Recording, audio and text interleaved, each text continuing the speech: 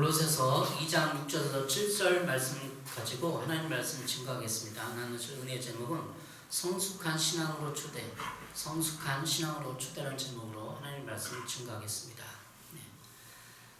성숙과 성장이 있습니다. 여러분, 성숙을 해야 됩니까? 성장을 해야 됩니까? 둘 다 하면 좋겠죠. 성장하고 성숙하면 좋겠습니다. 우리의 인간의 삶, 또 인생이라는 것도 성장하고 성숙하는 과정입니다. 저도 키도 성장했죠. 마음도 성장하고. 그러나 인생을 살면서 가장 귀중한 건 성숙입니다. 성숙한 자로 살아가는 것. 미숙한 자가 미성숙한 자가 아니라 성숙한 자가 되어서 삶을 살아가는 것. 하나님이 더 원하시고, 그래도 성숙한 자가 되면 좋잖아요. 그래서 그런 성숙한 삶으로 오늘 말씀을 증거하겠습니다. 국화협회사라는 시가 있습니다. 서종주 시인, 고이되었지만 가장 많은 유명한 시가 있는데, 국화협회사라는 시를 제가 읽어보겠습니다. 한 송이 국화꽃을 피우기 위해 봄부터 소쩍새는 그렇게 울었나 보다. 한 송이 국화꽃을 피우기 위하여 천둥은 먹구름 속에서 또 그렇게 울었나 보다. 그립고 아쉬움에 가슴 조이던 먼 젊음의 뒤안길에서 인제는 돌아와 거울 앞에 선 내 누님같이 생긴 꽃이여, 노란 내 꽃잎이 피려고 간밤에 무서리가 저리 내리고 내게는 잠이 오지 않았나 보다. 유명한 시입니다. 여기서 나오는 소쩍새가 나오죠. 한 송이 국화꽃을 피우기 위해서 봄부터 소쩍새는 그렇게 울었나 보다. 소쩍새를 찾아보니까 저기 올빼미과더라고요. 그래서 우리나라에 소쩍새 저도 몰랐어요. 근데 이렇게 우는 게 서쩍 이런 소리가 난다고 해서 소쩍새로 그랬습니다. 국화꽃을 피우기 위해서 시인이 소쩍새가 울어야 그렇게 핀다 이렇게 생각을 한 거예요. 시적 감성이죠.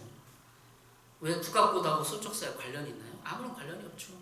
근데 시인의 마음에 이 세상을 바라보고 자기를 바라보고 모든 사람들을 보니까 국화꽃을 피기 위해서는 누가 울어야 되고, 그 소쩍새가 누구예요? 자기 자신일 수도 있고 다른 사람일 수도 있고 나라일 수도 있고 나라 이런 사람일 수도 있고, 울어야 국가가 핀다는 거죠.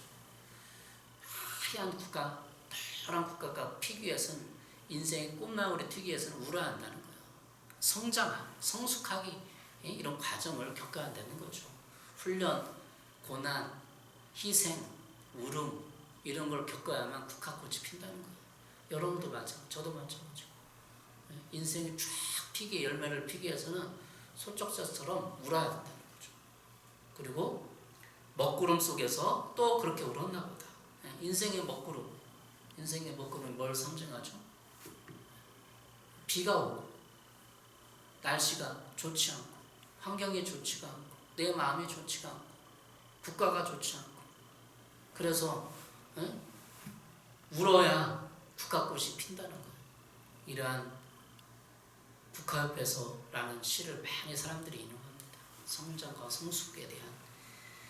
오늘 오늘 골로새서 1장 27, 29절에 보면 사도 바울의 소쩍새 울음소리를 들을 수 있어요. 소쩍새 울음소리. 사도 바울이랑 소쩍새는 아무 관련이 없어요. 근데 제가 보기에 이런 소쩍새의 울음은 사도 바울도 있었다는 거예요. 골로새서 1장 27절, 29절입니다. 하나님이 그들로 하여금 이 비밀의 영광이 이방인 가운데 얼마나 풍성한지를 알게 하려 하심이라. 이 비밀은 너희 안에 계신 그리스도니 곧 영광의 소망이니라. 우리가 그를 전파하여 각 사람을 권하고 모든 지혜로 각 사람을 가르치면 각 사람을 그리스도 안에서 완전한 자로 세우려 함이니. 사도 바울이 골로새 교인들에게 편지를 쓰고 사람들을 설득하고 가르치고 진리의 말씀을 목양하는 이 모든 것을 각 사람을 그리스도 안에서 완전한 자로 세우려 함이라. 완전한 자. 이 완전한 자가 뭘까요? 오늘 설교 제목처럼 성숙한 자. 성숙한 자로 사도 바울이 세우고 싶어서, 신앙의 성숙한 자로 사도 바울이 세우고 싶어서 그 많은 고생을 하고 했다는 거죠. 29절, 이 일을 위하여 나도 내 속에서 능력으로 작용하는 그분의 활력을 따라 수고하며 애쓰고 있습니다. 수고하며 애쓰는 거예요. 저도 목회의 길에 들었었는데 제가 왜 작은 개척교회를 수고하고 했습니까? 완전한 자로 세우려고 그러는 거예요. 성숙한 자로. 저도 미숙한 부분이 있지만 저도 성숙해지고 여러분도 성숙하려고 하나님의 부르심 받고 목양을 하는 겁니다. 여러분 성숙한 자가 되기 위해서 어떻게 해야 될까? 오늘 본문에 나와 있습니다. 미숙하면 불편해요. 미숙하면 다른 사람의 상처를 입혀요. 미숙하면 온전한 하나님의 기쁨의 삶을 살 수 없습니다. 오늘은 성숙한 신앙어를 초대, 제가 고등학교 때 소설을 읽었는데 데미안이라는 소설을 읽었어요. 데미안이라는 소설. 데미안 읽어보셨어요? 헤르만 헤세. 저는 고등학교 때 소설 많이 읽었어요. 데미안이라는 소설을 고등학교 때 읽고 친구가 물어보니까 좋다고. 데미안이 반 세미. 그래서 여러분 데미안에 나오는 그 그 주인공처럼 많은 아픔을 겪어야 돼요. 그리고 고등학교 때인가 영화를 봤는데 죽은 신의 상 학교에서 단체 관람을 했어요. 죽은 신의 상의 영화 본 적 있어요? 죽은 신의 상에 거기에 키딩 선생님이 나와요. 키딩 선생님이 학생들을 나는 캡틴으로 불러라. 캡틴 역할을 하는 거예요. 학생들에게 도전을 주고 성장 소설이에요. 성장. 데미안도 죽은 신의 사회도 성장하고 그런 거를 중고등학교 시절에 많이 책을 읽고 인문학을 쌓아야 이 신앙도 인상도 넓어지는 거예요. 그러니까 요즘에 많은 학생들이 이런 소설 인문학에 많이 길들여지지 않았어요. 그래서 인생을 모르는 거예요.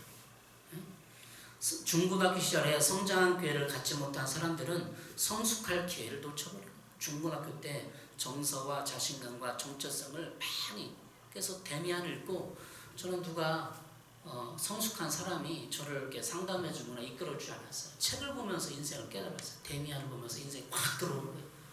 데미안.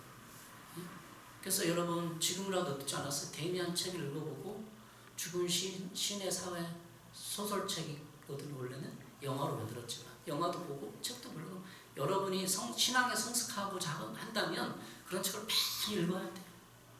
그래서 그런 책을 읽어서 고민하고 갈등하고 내 내면의 것을 풀어내야만 성숙해지는 거예요. 왜 교회와도 10년, 20년 돼도 성숙해지지 않느냐. 그런 인문학이라니까 너무 선입견 보지 말고 그런 인생에 대한 많은 고민들, 해안들, 느낌들 어떤 그런 것이 없으니까 생각할 거리가 없는 거예요. 그냥 오로지 복 받는 거, 아파트 한 채, 월급 여기서 살아가는 거예요. 인생 그렇게 단순하지 않아요. 아파트 한 채 월급으로 끝나지 않는다고요.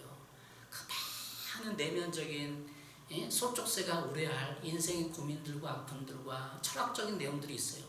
그걸 안 읽으니까 그냥 아파트 한 채, 신앙생활 10년은 아파트 한 채 없어. 끝나는 거예요. 그냥 인생이란 그렇게 값어치고 허술한 게 아니에요.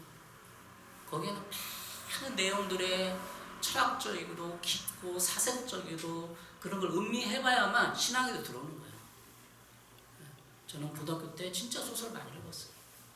소설과 성경책이 들어오는 거예요. 누굴 위하 종을 이루나 하여튼 세계 문학 전집 거의 한 반 정도 읽었어요. 제가 고등학교 때. 그래야만 여러분 인생이 들어오는 거예요. 그냥 아파트 한 채 월급 쥐꼬리만 월급에서 벗어나기 위해서는 그런 것이 읽어야 돼요. 그래서 소쪽새가 울어야만 먹구름이 낀 것을 감내야만 여기서 국가협에서 어떤 걸 성숙한이라고 그래요. 그립고 아쉬움에 가슴 조이던 먼 젊음의 뒤안길에서 인제는 돌아와 거울 앞에 선 내 누님같이 생긴 꽃이요. 꽃이랑 누님이랑 무슨 상관이 있는데 국화같이 그런 하얗고 새하얗고 인생의 모든 것을 달겨하는 열매 국화 꽃 같은 누님같이 생긴 꽃이요. 누님은 뭐예요? 항상 나를 보호해주고 어드바이스해주고 조언해주고 좋은 것을 주고 길을 안내하고 그게 누님의 역할이에요. 이 서정주 시인의 누님이 누구예요? 실제로 많은 누님을 많아요? 대상화인가 대상화.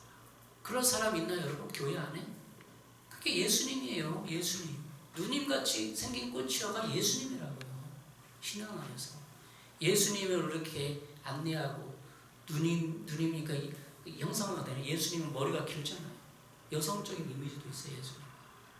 내 누님같이 생긴 거. 다른 사람 기대하지 마세요. 내 누님이 갖고 누님 저도 많이 찾아졌어요. 누님의 이미지. 대학교 다닐 때도 그 권사님이랑 친하게 지내고 대학원 다닐 때도 그 권사님이랑 누님은 나를 어드바이스해주고 도와주고 이해해주고 격려해주고 그게 누님의 역할이에요. 그런 권사님들 신앙에서 연륜이 깊은 사람들 많이 만났어요. 내 누님같이 생긴 꽃이요 성숙해야 돼. 성숙. 오늘 본문에서 헤르만 헤세도 얘기하고 죽은 신앙했지만 그런 거를 소설을 읽고 인생에 하지 않으면 신앙도 잘 안 들어와요. 10년이 해봐야 헛고생이 그냥 주님 나에게 복을 주십시오. 우리 올해 표도 복에 대한 거예요. 그냥 복 안 줬으니까 하나님 없나 보다 낙심하고 좌절하고 그런 거예요. 근데 복이 뭔데? 진정한 복이 뭔데? 성숙한 게 복이에요. 성숙한 게. 여러분 아직 늦지 않았습니다. 여러분도 그런 소설을 읽으시고 인생을 넓게 보시고 넓게 봐야 돼 인생을. 그래 하나님의 시야가 들어오는 거예요. 오늘 첫 번째 오늘 본문을 통해서 성숙한 신앙으로 초대 첫 번째 대지는 그리스도 예수를 주님으로 받아들였으니 그분 안에서 살아가십시오라는 거예요. 6절이에요. 오늘 골로새서 2장 6절. 그러므로 너희가 그리스도 예수를 주로 받았으니 그 안에서 행하되. 단순해요. 너희가 그리스도 예수를 주로 받았으니 우리가 예수님을 믿어요. 영적 기도를 했어요. 주님이 나의 주인인 걸 고백했어요. 근데 삶은 일상은 주인을 모시고 살지 않아. 왜 그럴까요? 내 안에 쓴뿌리 욕망 어렸을 때의 상처가 막는다는 거. 주님으로 인정을 못해. 너희 주인이야. 너 목숨을 다 바쳐서 예수님 너를 십자가에 사랑했어. 근데 안 다가와. 왜? 여기서 너무 욕망적이고 욕구적인 게 강해. 어렸을 때 상처를 통해서 잡으려는 거 욕구를 나는 뭐 이런 걸 사야 돼. 이런 걸 이루어야 돼. 내가 어느 정도 사회 위치해야 사람을 만날 수 있어. 내 상처에서 나오는 거야. 생각들이. 근데 주님을 주로 모시면 어떻게 될까요? 갈라디아서 5장 16절입니다. 내가 또 말합니다. 여러분은 성령께서 주시는 대로 살아가십시오. 그러면 육체의 욕망을 채우려 하지 않을 것입니다. 세번역 성경이에요. 우리의 육체 욕망은 어디서 나온다고요? 어렸을 때 가지지 못한 거, 어렸을 때 인정받지 못한 거, 어렸을 때 학대당해서 고통당했던 거, 이 모든 것에서 욕망이 올라요. 육체 욕망이. 근데 성령께서 인도를 딱 하려고 하는데 이게 안 되는 거예요. 욕구가 거기에 있으니까. 그래서 우리가 소쩍새의 울음을 울어야 돼요. 소쩍새가 소쩍 밤마다 우는 거야. 밤마다. 여러분 밤마다 울어봤어요? 내가 신앙대로 살려고 노력하는데 안 돼. 근데 왜 안 사라질까? 그렇게 하고 눈물 흘리고 밤을 새고 환난을 통해서 고난을 통해서 눈물 흘려본 적 있어요? 내가 왜 그렇게 안 사라지지? 그러니까 소쩍새가 울어야 되는 거예요. 그래야 국화가 피는 거예요. 골로새 1장 10절입니다. 여러분이 주님께 합당히 살아감으로써 모든 일에서 그분을 기쁘시게 해드리고 모든 선한 일에서 열매를 맺고 하나님을 점점 더 알고 모든 일에서 예수님을 기쁘시게 해야 되는데 안 되는 거야. 나를 기쁘게 살아. 아파트 한 채, 아파트 두 채, 아파트 세 채. 우리 딸 시집갈 때 아파트 한 채 줘야지. 아파트 한 채, 두 채, 세 채에서 인생이 끝나는 거야. 그 인생의 심오한 진리, 기쁨, 고무야 신비로운 인생의 가치들을 모르고 아파트 한 채 인생을 위해서 우리나라가 외국 사람 그런 데잖아요.